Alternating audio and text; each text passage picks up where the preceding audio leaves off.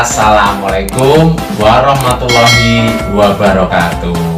Jumpa dengan saya untuk melanjutkan pembelajaran kali ini ya. Apa kabar semuanya? Baik-baik saja bukan? Mari kita lanjutkan pembelajaran kita yang sebelumnya sudah kita tempuh terlebih dahulu. Saatnya kita ikuti pembelajaran daring kelas 5 mata pelajaran IPS bab suku bangsa Indonesia, kenampakan alam dan buatan.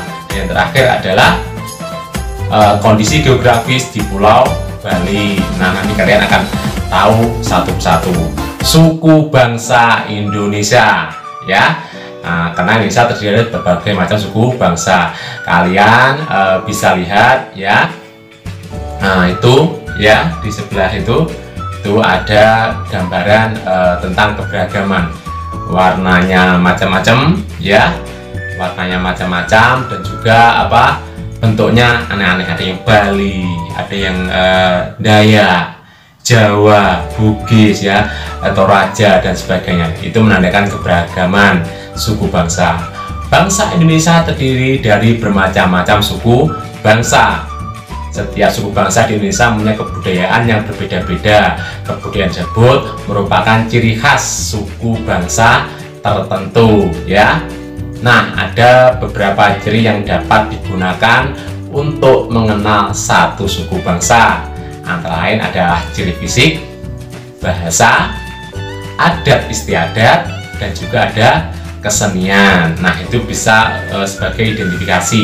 Indonesia adalah negara yang kaya akan keragaman suku bangsa dan budaya, dan kita harus menghargai dan menghormati keragaman suku bangsa dan budaya tersebut ya. Kita harus menghargainya karena itu merupakan ciri khas suatu daerah. Suku bangsa di Indonesia ada apa aja? Nah, kita mulai dari suku Jawa.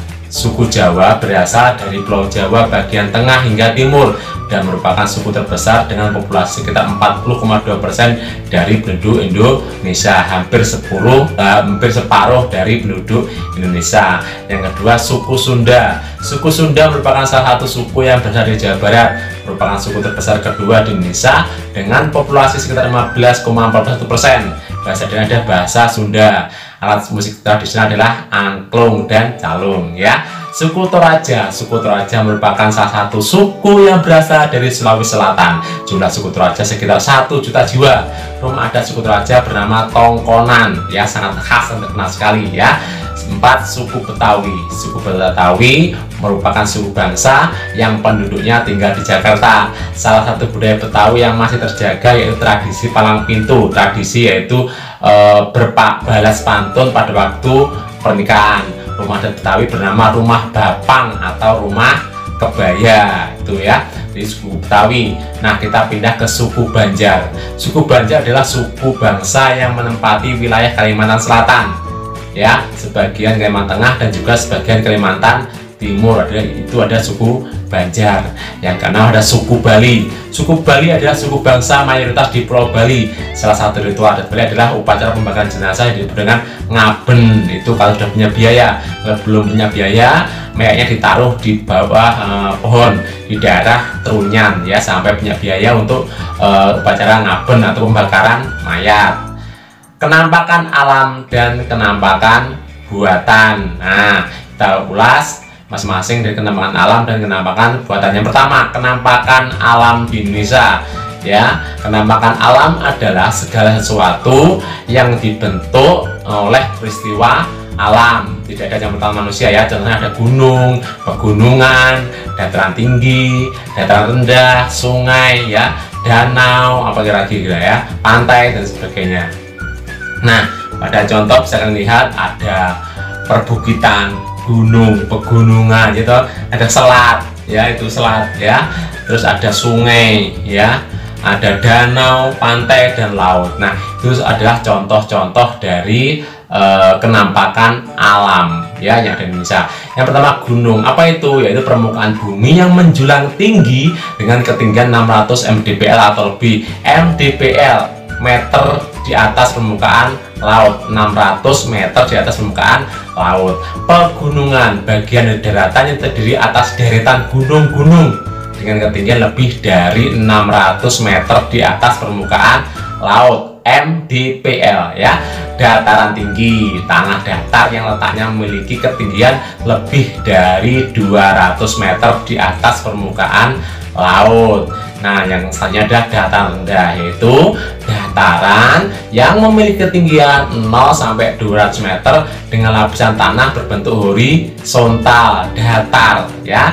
Yang selanjutnya ada sungai, saluran alami yang berfungsi mengalirkan air hujan, air tanah, air salju yang mencair ke danau atau laut. Itu adalah sungai ya. Kedirinya Sungai Berantas gitu ya kita ya. Danau, tubuh air dalam jumlah besar yang menempati basin di wilayah daratan, basin atau cekungan ya.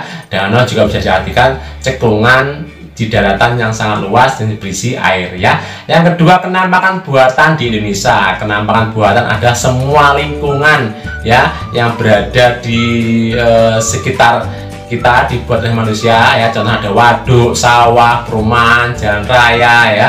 Contohnya nih, itu ya, ada kolam renang ya, jalan raya, jembatan ya, ada bendungan atau waduk. Nah, itu adalah buatan manusia. Iklim tropis Indonesia. Berdasarkan letak geografis, Indonesia berada di Khatulistiwa dan terletak di daerah tropis. Nah, iklim tropis memiliki ciri suhu udara yang tinggi sepanjang tahun dan lamanya siang dan malam itu rata-rata sama, yaitu berapa? 12 jam, sehingga kalau satu hari satu malam 24 jam. Pengaruh letak astronomis terhadap iklim di Indonesia, apa aja pengaruhnya kira-kira? Nah, karena letak astronomis berdasarkan bintang ya. Kira-kira pengaruh bagi Indonesia apa? Satu, Indonesia memiliki dua jenis musim, yaitu musim hujan dan musim kemarau saja. Nggak ada musim salju, musim semis, musim gugur, nggak ada, hanya musim hujan dan kemarau. Indonesia memiliki curah hujan dan kelembapan tinggi, makanya cocok dengan pertanian ya, karena memiliki curah hujan dan kelembapan yang tinggi. Yang ketiga, pemanasan matahari berlangsung sepanjang tahun, nggak ada musim dingin, seterusnya nggak ada ya. Yang keempat, panjang waktu siang dan malam relatif sama, yaitu berapa? 12 jam, itu sepanjang tahun, nggak berubah, nggak bergeser ya. Sekarang kondisi geografis Pulau Bali. Nah, jelasnya kalian perhatikan gambar peta Pulau Bali tersebut. Ada Jembrana, Buleleng ya, terus ada Kitabanan itu ya, ada Bangli, Gianyar ya, Badung, Karangasem sampai dengan Klungkung ya. Klungkung itu ada yang di Pulau Bali Utama dan di luar Pulau Bali Utama. Pulau Bali terletak di antara Pulau Jawa dan Pulau Lombok. Pulau Bali terdiri dari beberapa pulau, yaitu Pulau Bali sebagian pulau besar, Pulau Nusa Penida, Pulau Nusa Ceningan, Pulau Nusa Lembongan, Pulau Serangan, serta Pulau Menjangan yang terletak di bagian barat Pulau Bali. Itu nek etane Pulau Bali jadi pulau itu masih masuk kawasan dari Pulau Bali. Sementara selama ini jangan dikira Pulau Bali ya itu aja satu, itu bukan, nanti ada banyak gitu ya. Batas-batas Pulau Bali sebelah utara itu adalah berbatasan langsung dengan Laut Bali, sedangkan selatan segitu ya, gue berbatasan dengan Samudra Hindia ya. Dan yang timur itu berbatasan dengan Selat Lombok. Kalau yang barat itu berbatasan dengan Selat Bali ya, yang menghubungkan dari Banyuwangi dengan Bali itu. Secara geografis, Bali terpecah menjadi dua bagian yang tidak sama. Bali sebelah utara merupakan dataran rendah yang sempit dan kurang landai ya, dan Bali sebelah selatan itu dataran rendah, luas dan landai. Makanya pantai-pantai bagus Sanur, Kuta ada di sebelah selatan. Nah, demikian tadi pembelajaran kita kali ini. Semoga dapat bermanfaat bagi kita semua ya. Tetap semangat belajar, tetap berolahraga, senantiasa berdoa, dan selalu patuhi nasihat kedua orang tua.